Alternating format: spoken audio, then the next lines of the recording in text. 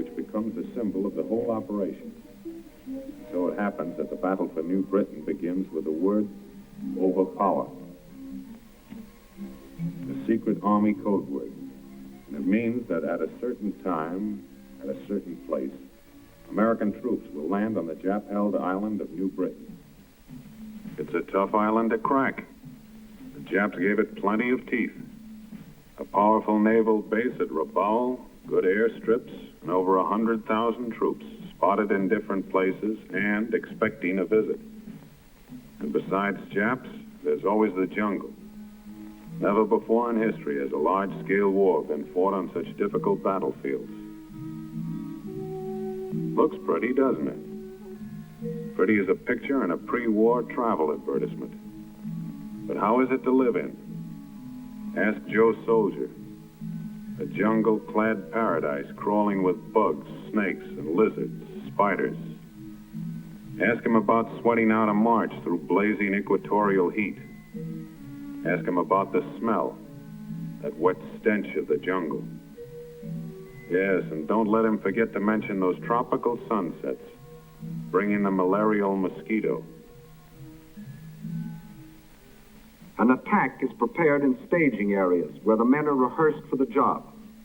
Quietly, secretly, systematically, men and equipment start moving into 3 separate areas along this coast. This is done so there'll be no large concentration of troops in any one spot to tip off the plan. A task force is a miniature army, tailored for a particular job. This one consists of a regiment from Texas, a battalion of artillery and service troops, quartermasters, signal corps, engineers, and medicos. They know what this staging area means. The jumping off place for something big.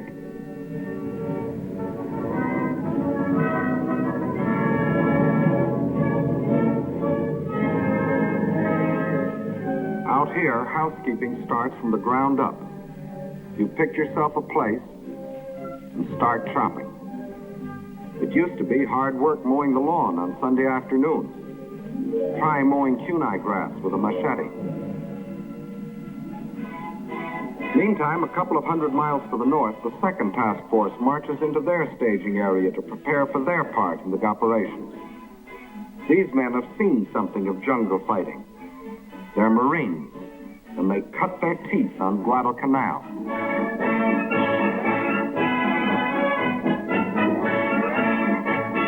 In the third staging area, it's more Marines, more guns, more shells, more thorns to press into the side of Tojo's Island of New Britain. And back of the men come the trucks, the half-tons, the jeeps, the bulldozers, a community on wheels, carrying the 1,001 needs of a task force. Food for bellies and gun barrels, canvas for cover, wires for communication, the tools of a jungle army. When the lot is cleared, you stretch out your house. Doesn't take long.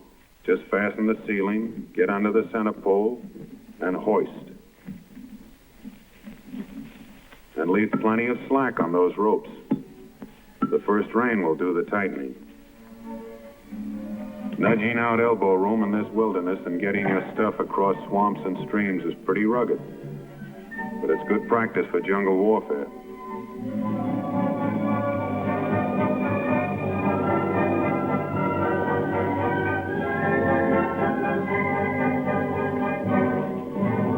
Bridges need plenty of attention. Mountain rains can swell these streams to torrents that can drown the truck. And transportation is important out here. When it comes to jungle construction, you can't beat a fuzzy wuzzy. Uncle Sam has thousands on his payroll.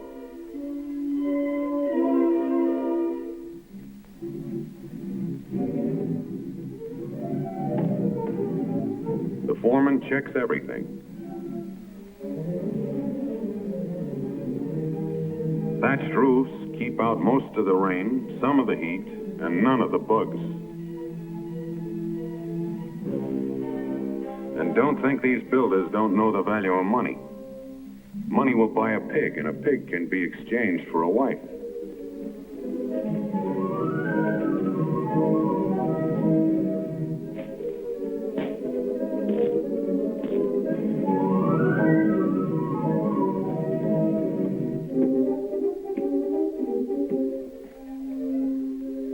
Here's where that Boy Scout training comes in handy. And this lad is an awfully tough critic. Outfits sprawl over a staging area for miles. It's a signal corps job to tie them together with telephone lines. Not much like hometown telephone poles, but the technique of climbing them hasn't changed a bit.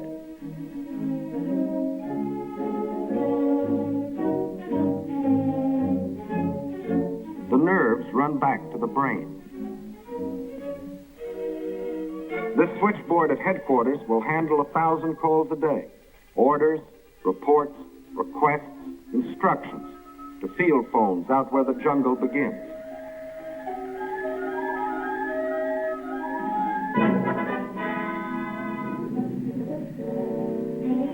When a Jeep or a truck is issued to a driver, that's his baby, and he keeps it clean.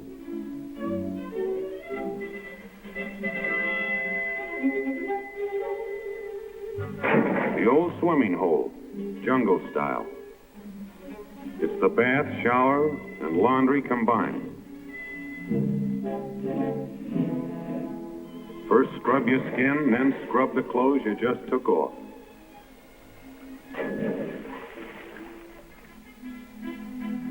This may not be your favorite cafeteria, but it's the only one handy right now. And it's the quartermaster's job to see that the army is fed.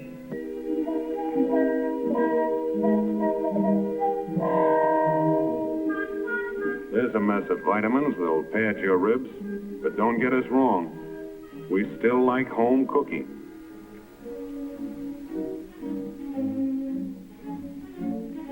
These are the canvas cities that Joe Soldier built out of jungle and kunai grass.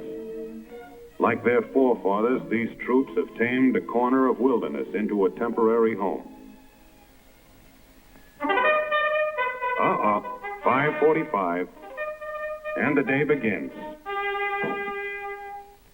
A helmet makes a swell wash basin, and you can't do this with a family sink. And now to work. It begins with the task force commander giving the details of the job to the men who are going to do it. There will be 2 landings on New Britain. The first at Arroway, to divert the Japs from the main landing a few days later at Cape Gloucester. Arroway is a peninsula. A small force will make a landing up here in the enemy's rear, they hope, and move down the peninsula to join with the main forces, who will land along here. Complete surprise is the main thing. Hit fast and hard. Gain a foothold before the Japs can move a large force against you. That's what unit leaders are telling them. A soldier has to know what he's supposed to do, where he's supposed to do it, and why. And this is the time to check your weapons. A gun jam on a beachhead might happen only once. The same thing is going on up in the Marine staging area. Weapons, equipment, and the men themselves get a personal once-over. Anti-aircraft protection stays on its toes, just in case. 37mm anti-tank teams have to load, aim, and fire almost simultaneously. They can get off about 30 rounds a minute. It's rumored that a Lone Star governor once said, "By gad, if the United States ever goes to war, Texas will go with it." And here she is.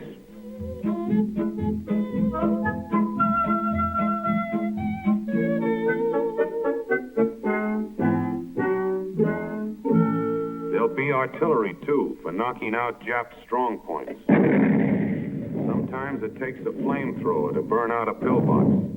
They work well in jungle warfare. That could be a NIP installation. Native fighters, or bongs as they're called, give our troops a few tips on the technique of jungle fighting.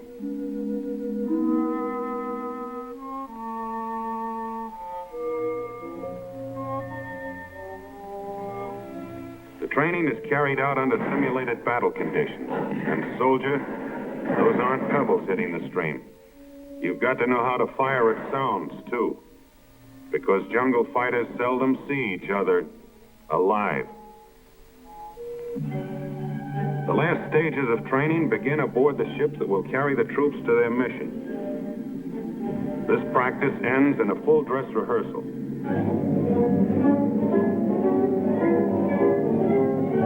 Two detachments are going to make the landing in rubber boats. It takes a lot of practice to handle these. It's dangerous, plenty dangerous.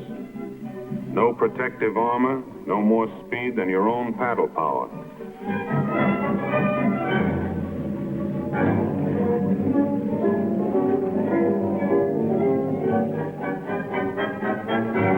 Regular types of landing craft may have trouble getting over the coral reef at Arroway, so buffaloes and alligators have been selected to bring the first wave of assault troops ashore. What's an alligator? It's an amphibious tank. What's a buffalo? It's an amphibious tank, too, but it's got more armor. They look like bad dreams, and they'll deliver the first punch. And now let's hear what the general thinks. The secret of your success is your squad and platoon leaders. They must get hold of their outfits and control them. But control doesn't mean bunching. The buffaloes will land in a wave. From then on, they're tanks. They crash through the underbrush. They knock out trees, followed by riflemen. You run upon a Jap machine gun nest. What do? You circle it, infiltrate, use grenades. And don't make the mistake of stopping to help a man who gets hit. You haven't got time. Let the medical men pick him up. So now, it's up to you. Remember, you can only go forward. You can't go back. There'll be nothing to go back to. Just grab a piece of beach and start shoving. Are there any questions?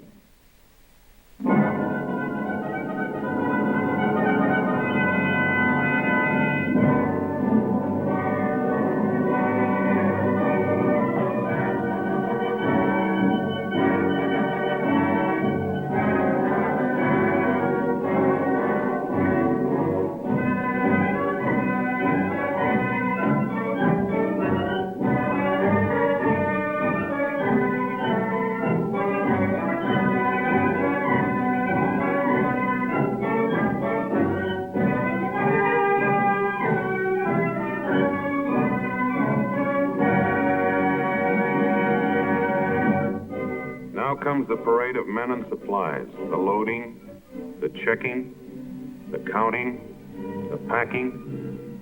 It's the war of logistics, adding up to the final question mark. Will the troops who make the landing have what they need, where they need it, and when they need it? Training is over. Rehearsals are over. This is it.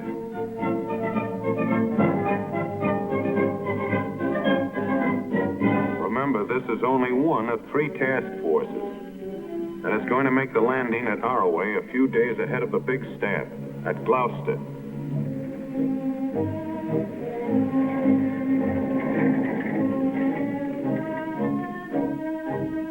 The Commander-in-Chief, who is responsible for the coordination of the whole plan, comes down for the takeoff. General MacArthur and General Kruger on the right, commanding the 6th Army, have a last-minute chat with the task force commander. And what they said is a military secret.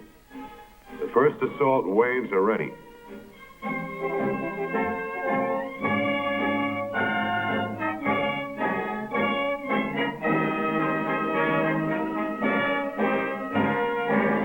Time doesn't even wait on generals. And time is running out. This is goodbye. And good luck.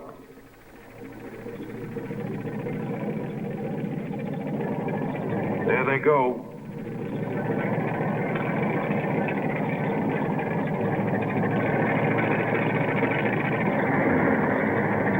The buffaloes and alligators are going to load on the mothership.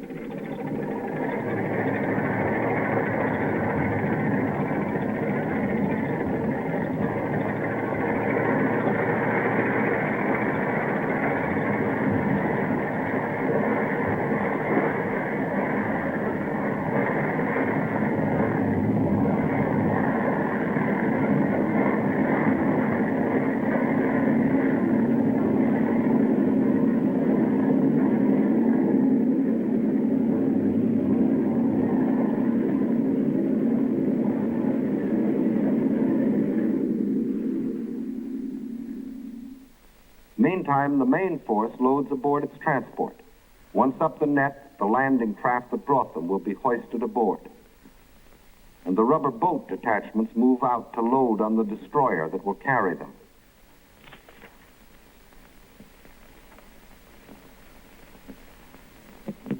The convoy is on its way to meet its naval escort. This is D-Day -1. The men know that means the day before invasion.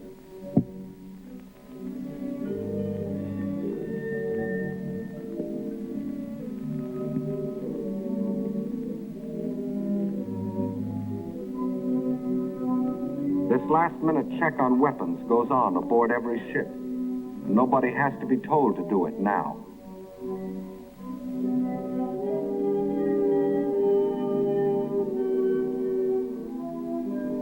Ammunition to fight malaria.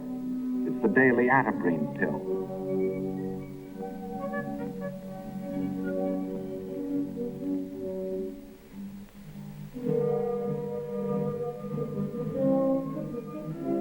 This, too, happens on every ship. Last-minute instructions to officers and non-coms.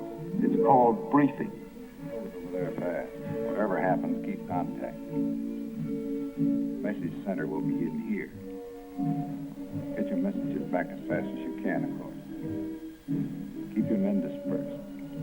Cut out bunching. Look out for this high ground over here. You have to hit it from the flanks, I think. And above all, keep moving in this direction. You've all got compasses. We're at the rendezvous point. The task force commander leaves to board one of the destroyers of the escort. And now the convoy will sail through the night to Arrowhead. Troop ships flanked by destroyers, and led by minesweepers and sub-chasers. I hate to see that evening sun go down.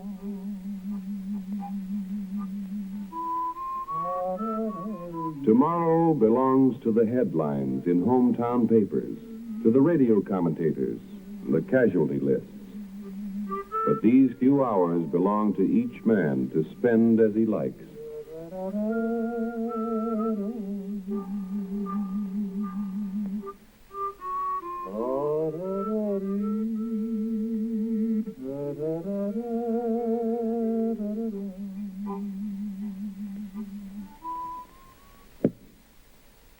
D-Day.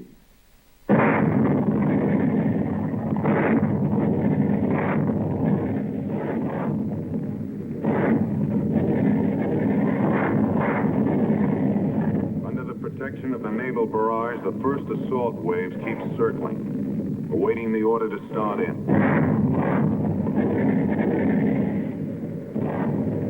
There they go.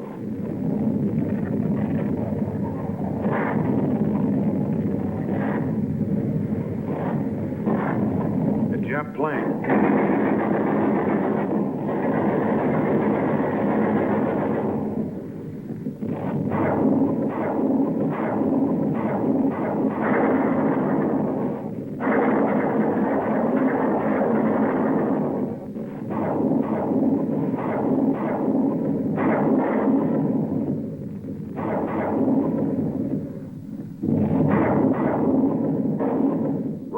Packed with high explosives.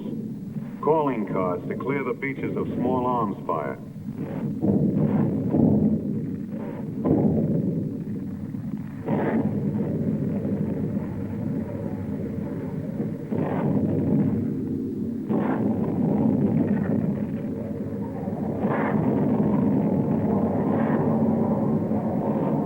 More planes coming. Ours, we hope. Yep. It's a sky full of angels, our own B-25s.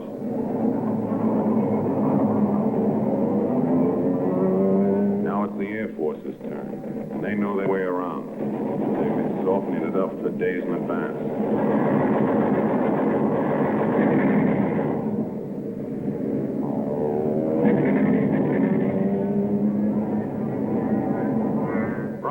propaganda leaflets to tell the Jap what's happening to him and why.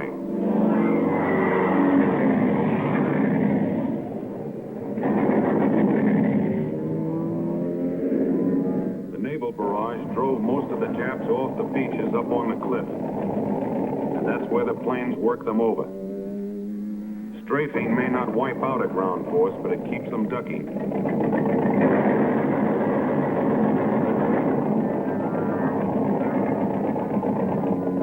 There's the landing place. The first casualty, result of a Jap machine gun burst. It's safe to raise your head and look at the shore now. And here's why. This is what naval barrage and air bombing can do to a shoreline.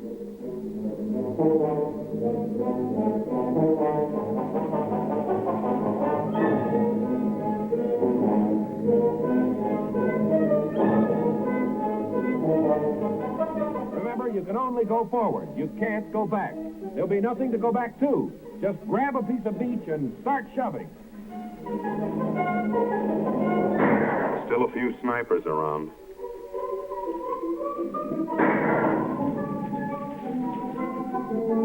Patrols grope ahead of the main body to feel out the Jap's strength, to locate his positions.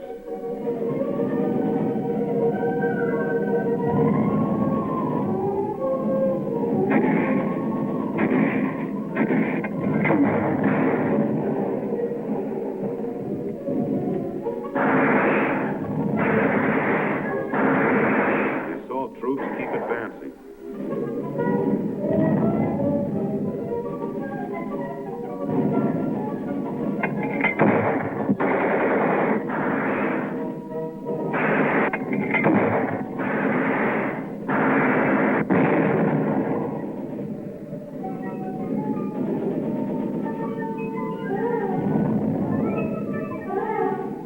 The peninsula was lightly held, but there are still plenty of Japs to comb out. You don't see many, except this kind.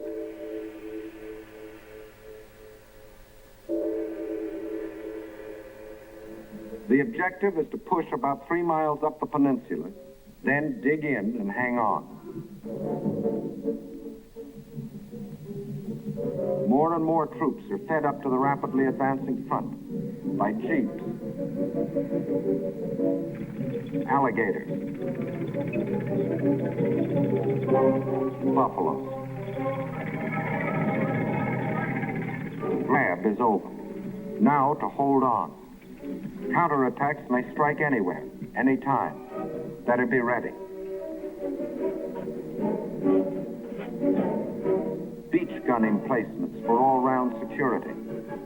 That's an air raid warning truck under the camouflage. And every man digs a place to dive into when the Zeros come.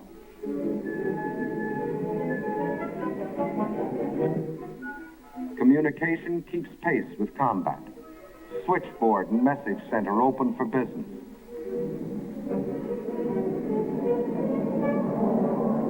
Supplies are needed faster than ships can bring them.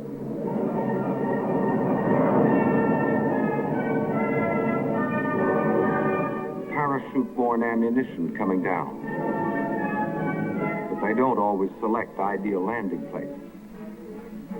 A job for the pole line crew.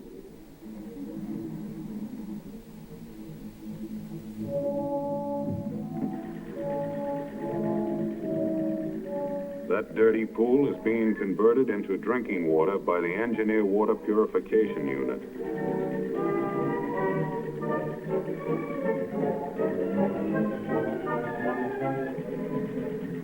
Men may one day forget many things of this war, but never the taste of chlorine.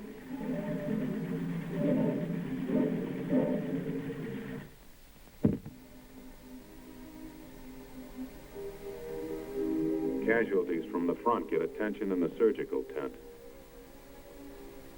The man on the table got a shell fragment in the leg. Enemy planes.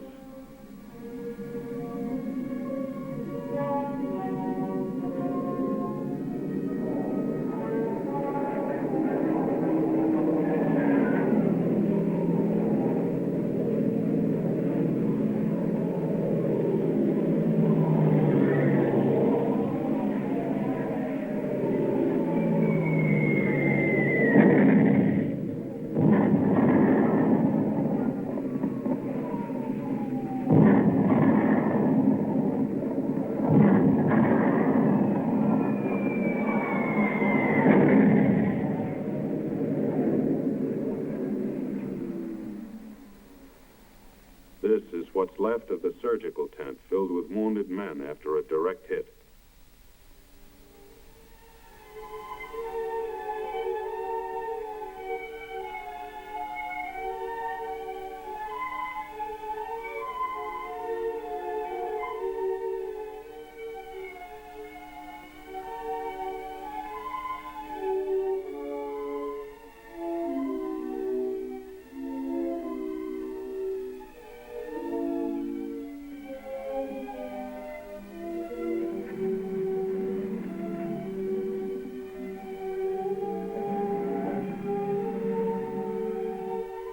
For these men, the roads are longest. Having received emergency treatment, the wounded are evacuated to hospitals in New Guinea. This landing was a complete surprise to the Japs, so resistance was light, except at the upper end of the peninsula where the rubber boats went in before dawn. They met heavy machine gun fire before they could reach the beach. The boats were destroyed. The men were scattered. They just couldn't swim and fight at the same time. But the main landing is successful. The Japs have been driven back up the peninsula. The beachhead is established. The task force commander is ready to make his report.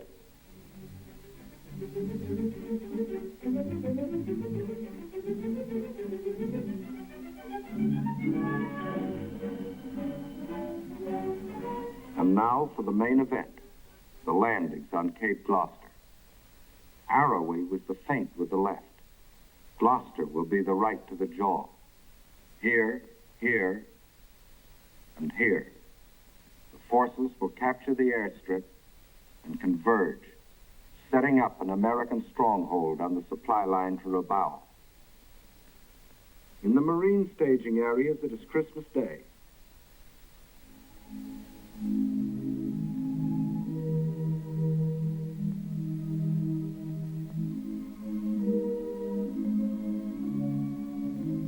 The last mass before sailing for Gloucester.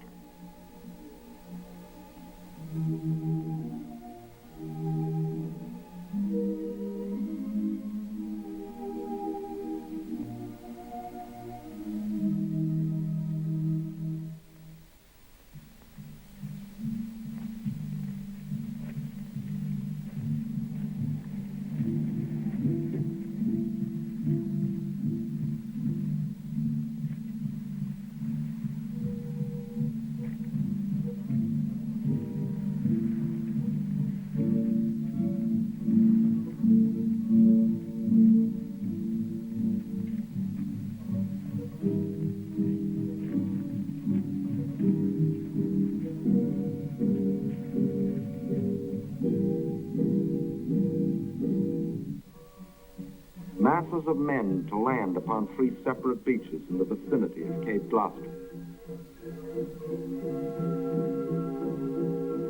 This is to be the main effort. It is an army made up of 2 task forces in the teeth of known Jap power.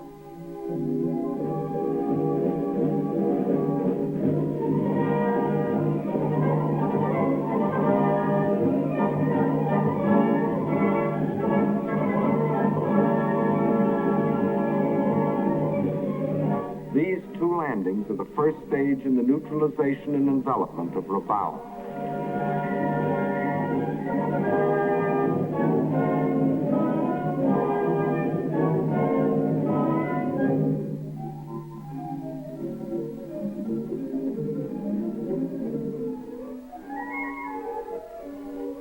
On Christmas night, a vast convoy sets out.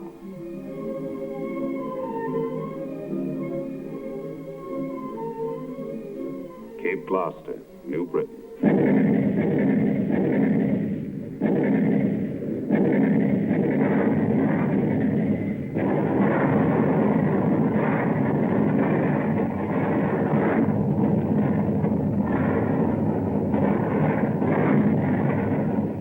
Nearing the height of the naval bombardment, the first assault load into Higgins boats.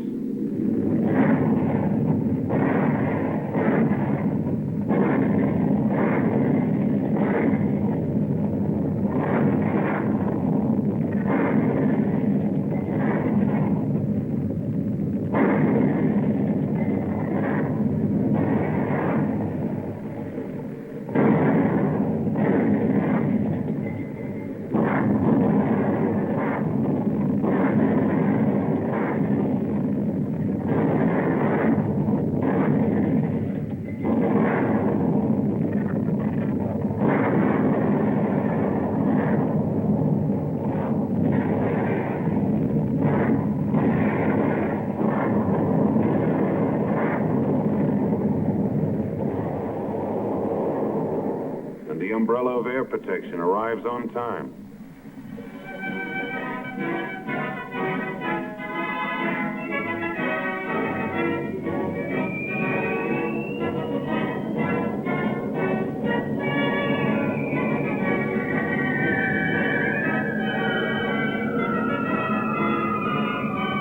Back at the beaches, the jungle crawls with Japs.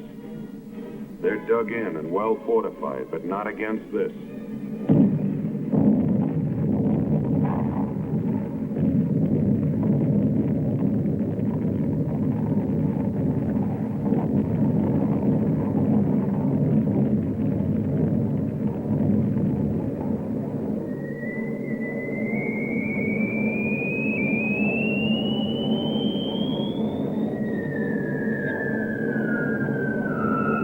Bombardier once boasted he could hit a derby with a dime. Here's where accuracy really counts.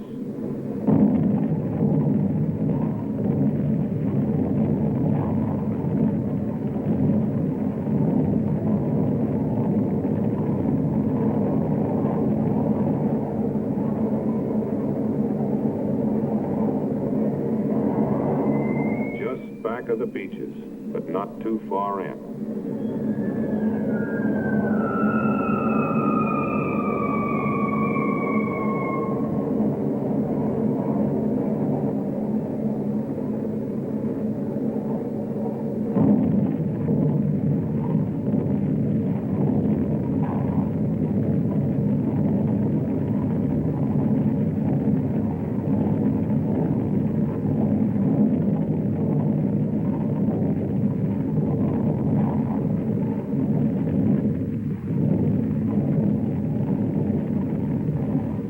Boats keep moving in.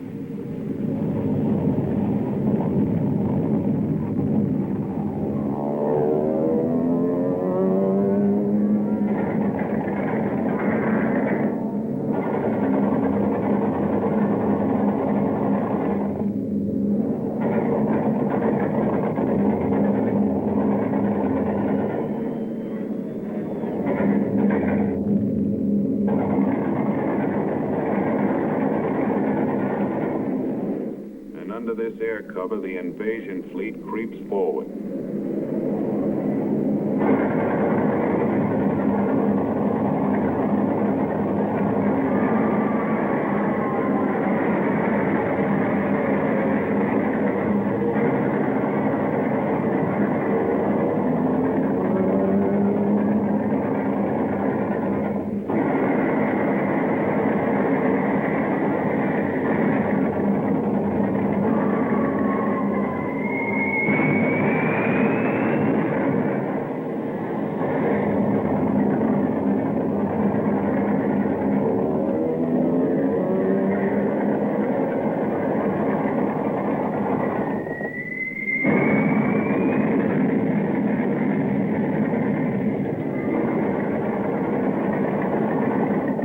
Smoke to screen our landings.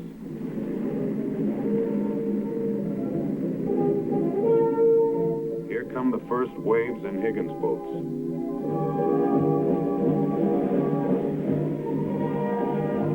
Not ghosts from Pearl Harbor, but American boys.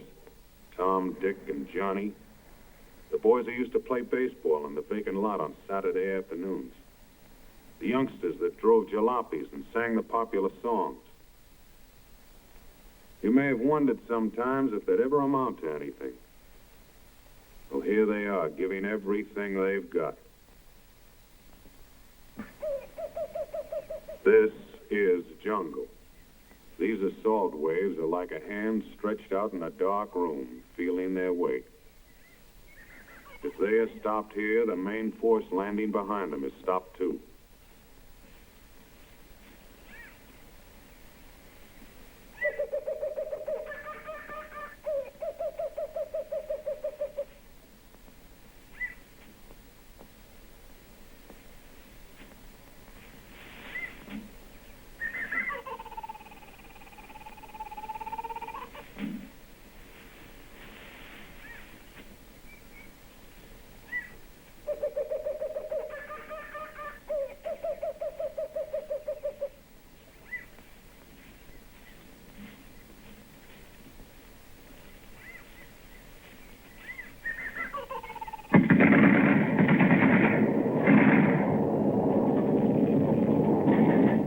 contact with the enemy.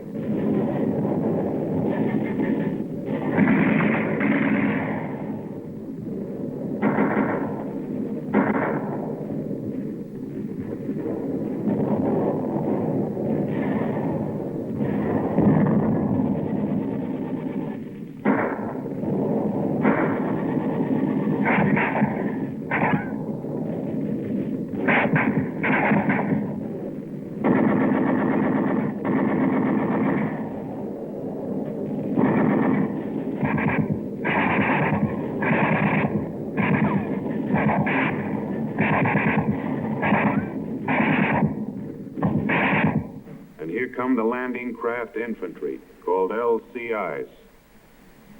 They're bringing the main fighting strength to back up the assault wave.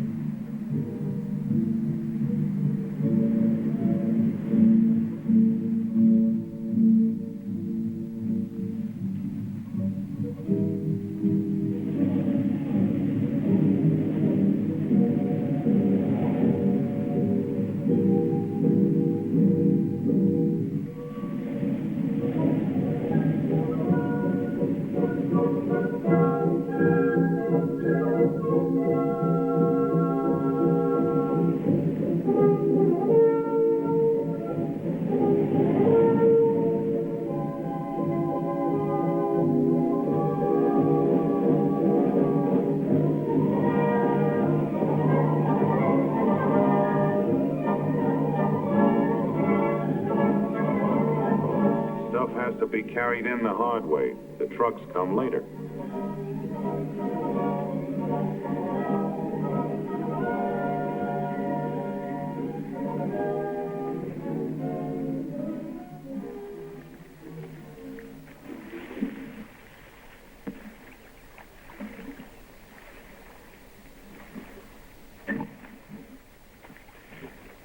Digging in, up at the front.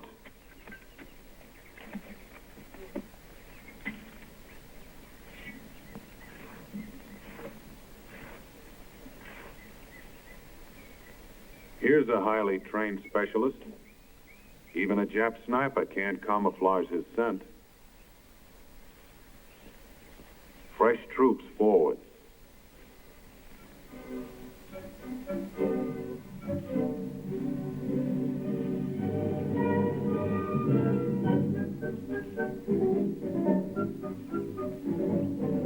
Wounded to the rear.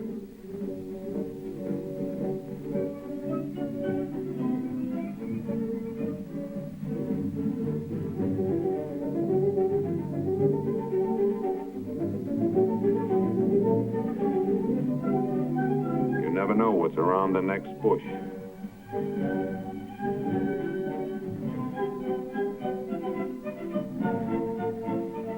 Dead Japs aren't always dead. Better be sure.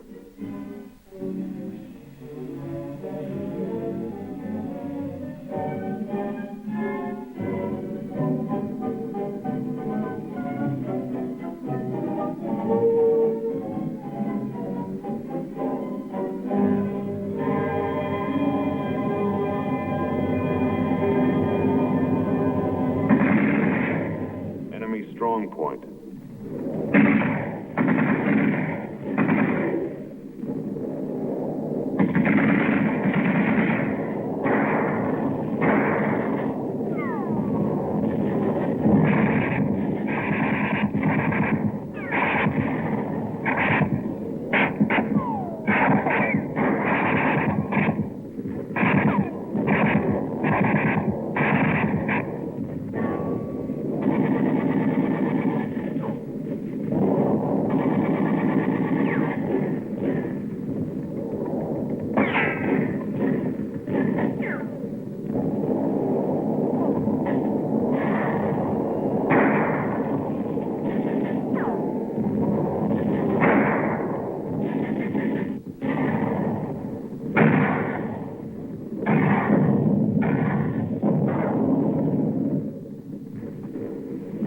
Bazooka. It's a hand-carried rocket gun. Firing it takes close teamwork.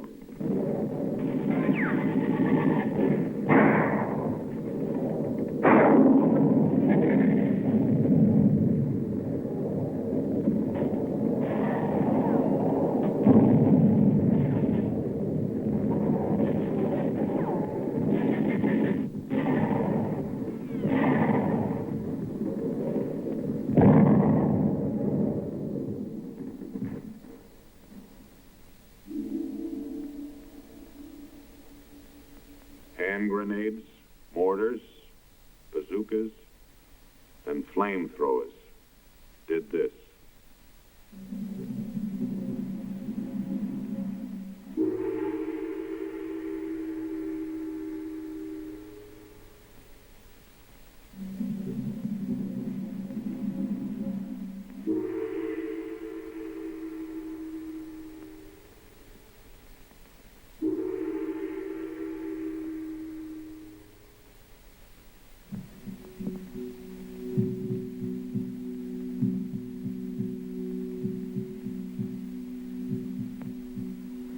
After the LCIs have been emptied of men, the towering LSTs, landing ship tanks, move in, bringing everything for the establishment of a beachhead.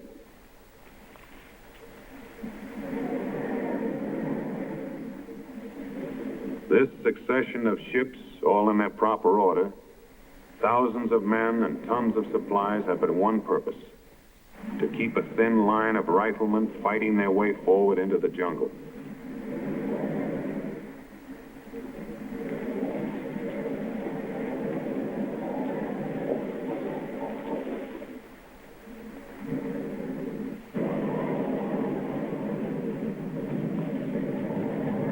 Buffaloes and alligators.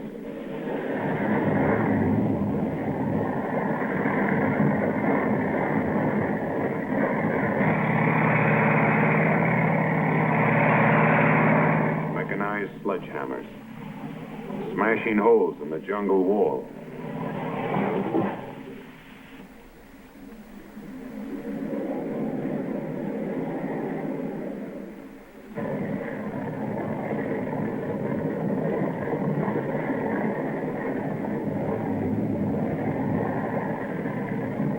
Bucket lines to pass the ammunition.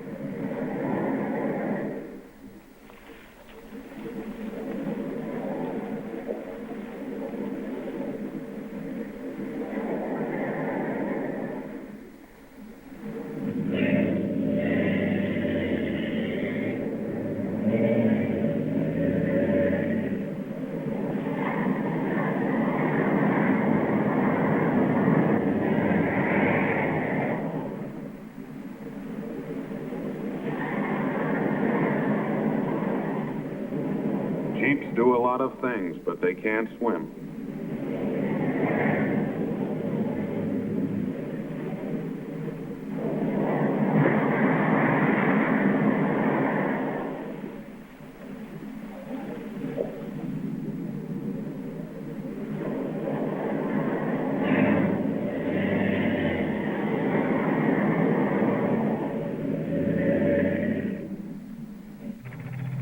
Medium tanks to crush pillboxes.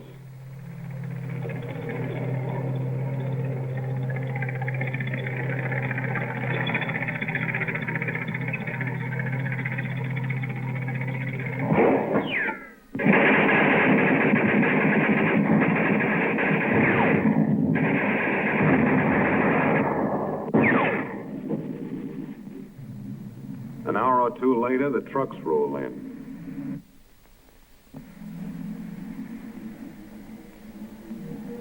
But they can't go everywhere. Ammunition is being spent fast.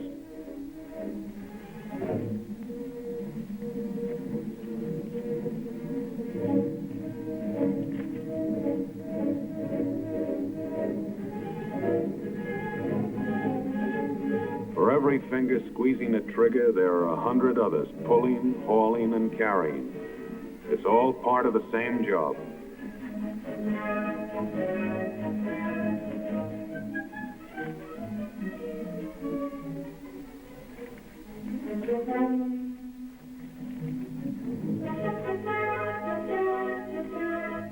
That's barbed wire they're carrying.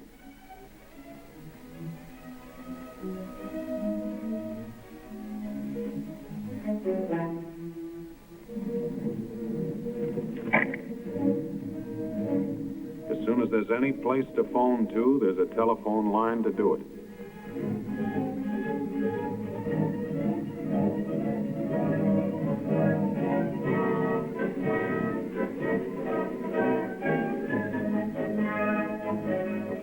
protective line against counterattack must be prepared.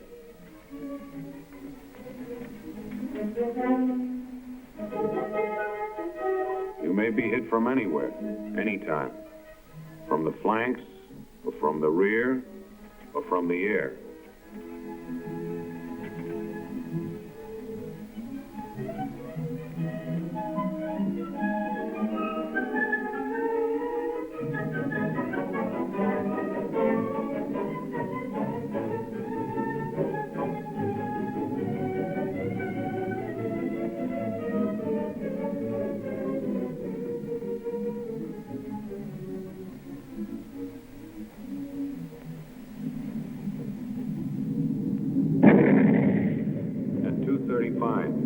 Enemy dive bombers.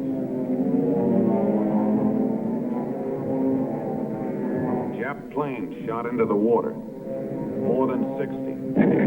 Costing less than a dozen of our own.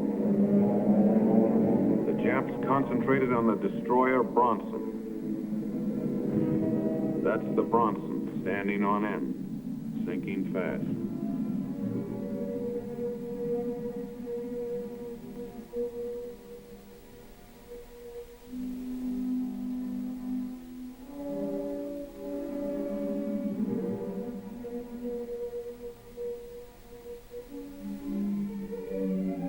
But among the floating wreckage are survivors.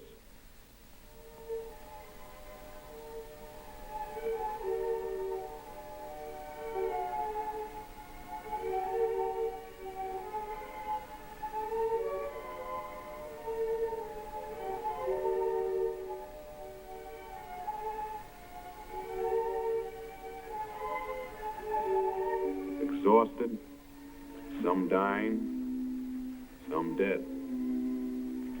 Some with clothes blown off by the concussion of bombs.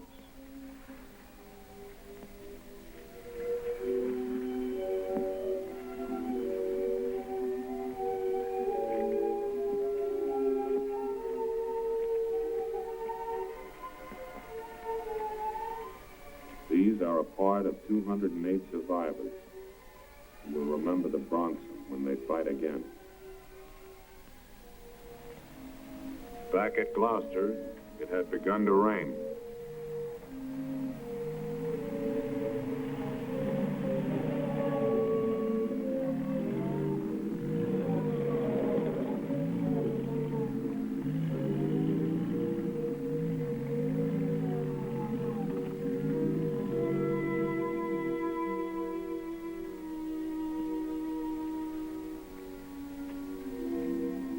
The folks back home are eating Christmas dinner about now.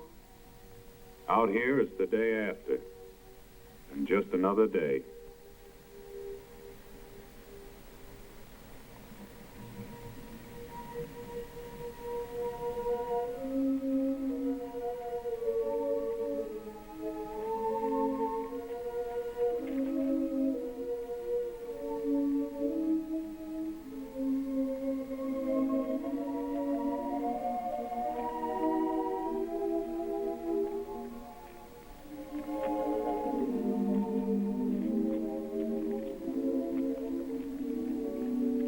Just one more enemy. Mud.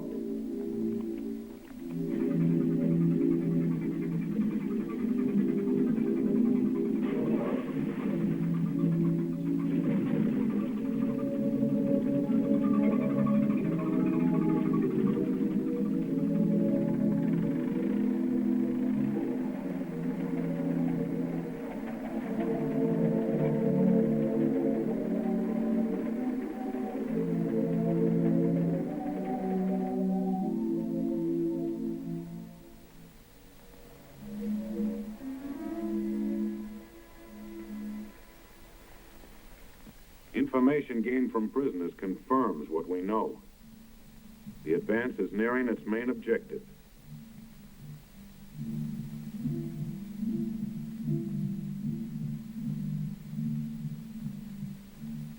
But every step forward means some men coming back on stretchers.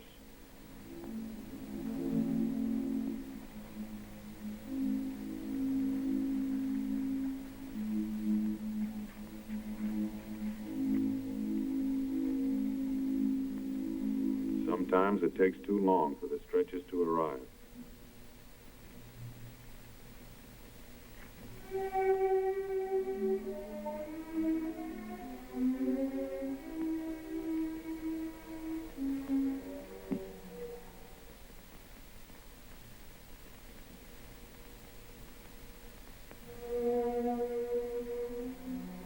Medical officers scrubbing up for emergency treatment before evacuation.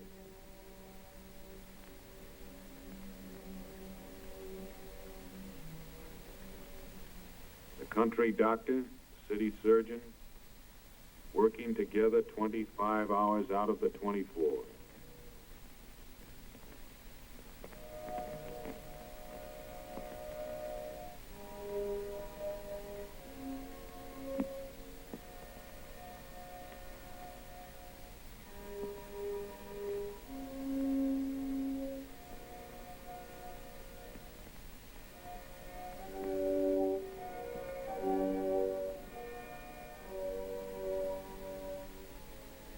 Part of the price of a beach landing.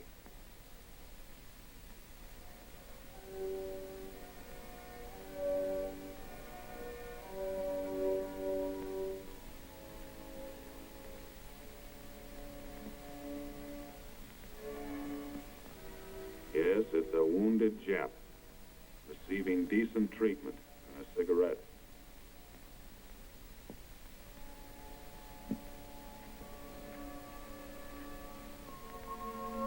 And on the beach the next day, wreckage.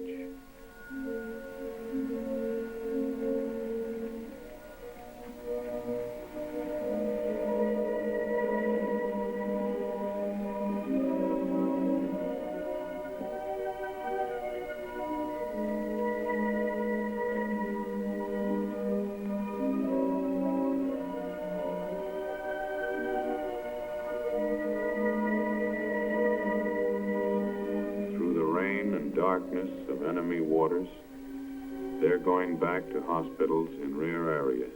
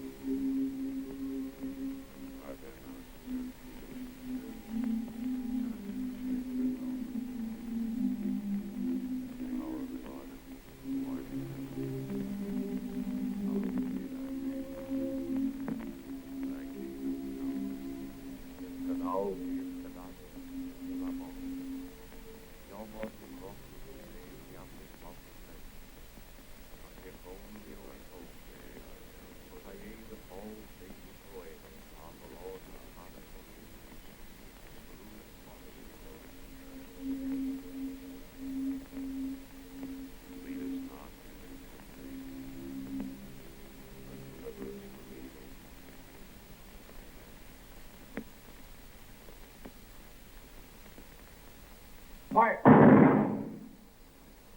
Fire! Fire!